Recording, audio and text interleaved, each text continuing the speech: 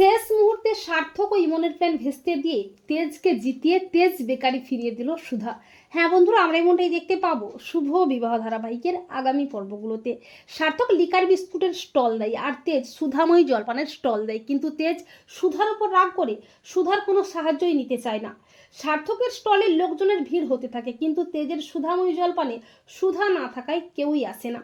অপরদিকে সুধা নিজের হাতে হাতি ঘোড়া বিস্কুট বানায়। সুধা বলে, আমি থাকতে তেজকে আমি এত সহজে হারতে দেব না, যেভাবেই হোক তেজকে আমি জেতাবই।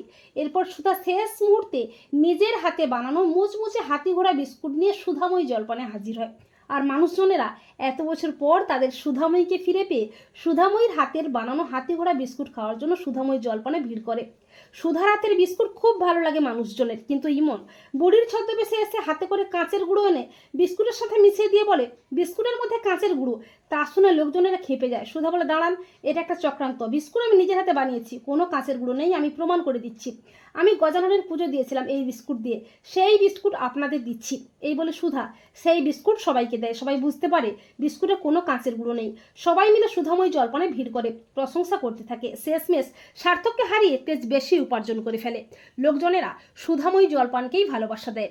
এরপর বোর্ড তেজের হাতেই তুলে দেয় তেজ বেকারির মালিকানা। তেজ মনে মনে ভাবে, আমার সুধাই তো হাতি ঘোড়া বিস্কুট বানাতে পারতো, তার মানে ওই আমার সুধা। তেজ বলে, সুধা আমি ভুল বুঝতে পেরেছি, আমি ভুল করেছি, আমি জানি তুমি আমার সুধা। আমার সুধা ছাড়া কেউ এই বিস্কুট বানাতে পারে না। আর তোমার হাতের এই বিস্কুট খেয়েই মানুষজনের আমাদের এত ভালোবাসা দিয়েছে। তোমার জন্যই তেজ বেকারিকে ফিরে পেয়েছি। তোমাকে আমি অনেক কষ্ট দিয়েছি, অবিশ্বাস করেছি, পারলে তুমি আমাকে ক্ষমা করে দাও সুধা। তো বন্ধুরা, তোমরাও এটাই চাও তো যে শেষ মুহূর্তে সার্থক ও ইমনের প্ল্যান ভেস্তে দিয়ে তেজকে যেন জিতিয়ে দেয় সুধা? কমেন্ট করে জানাতে ভুলো না যেন তোমাদের মতামতটি।